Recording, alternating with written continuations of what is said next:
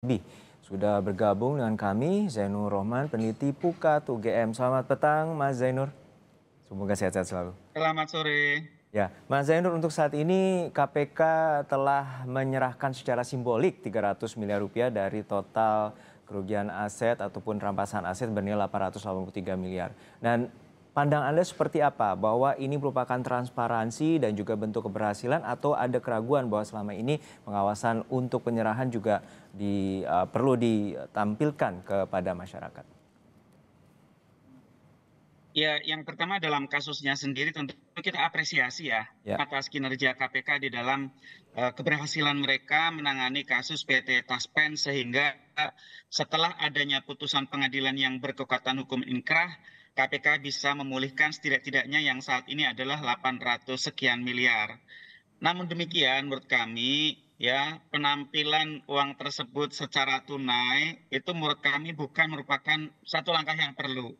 Ini kan seperti meniru langkah Kejaksaan Agung yang sebelumnya menampilkan uang dalam jumlah triliunan rupiah itu. Ya, kami paham, rakyat paham bahwa uangnya sangat besar. Ketika divisualkan, rakyat semakin paham, oh ternyata kerugian negara hasil korupsi itu sangat banyak. Paham. Namun demikian, hendaknya itu cukup diperlihatkan angkanya gitu ya. Angkanya saja dicetak yang tebal, yang besar, pakai spanduk, diumumkan kepada publik, ini jumlah uang yang sangat banyak.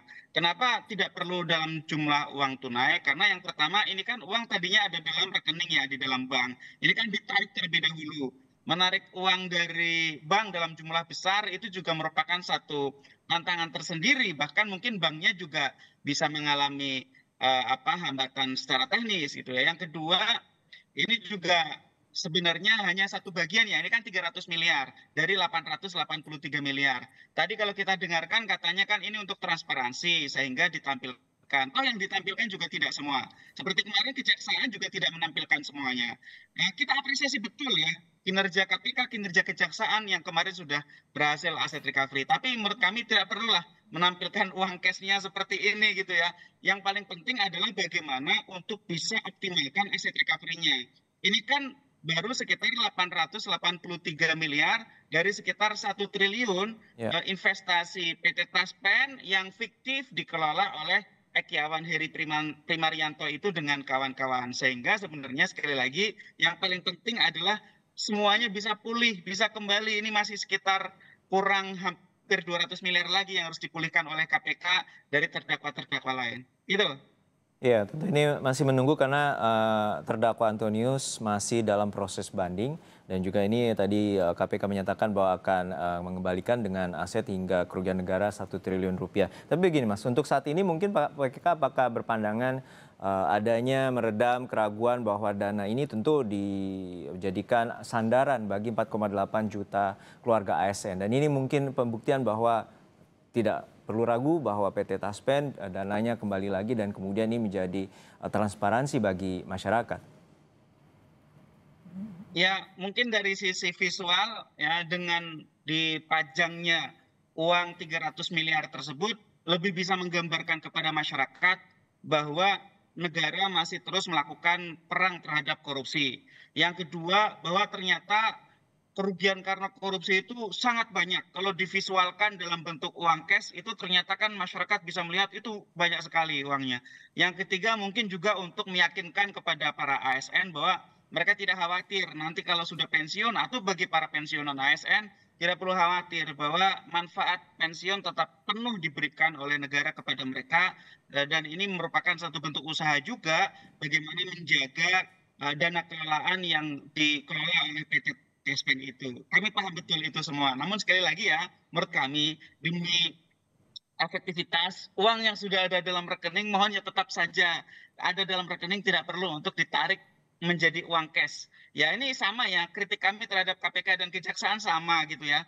Tidak perlulah untuk ditarik ditunaikan.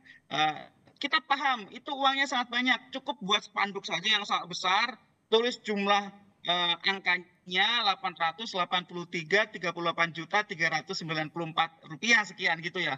Uangnya sangat Oke. banyak, kita paham betul. Nah, gitu Mas.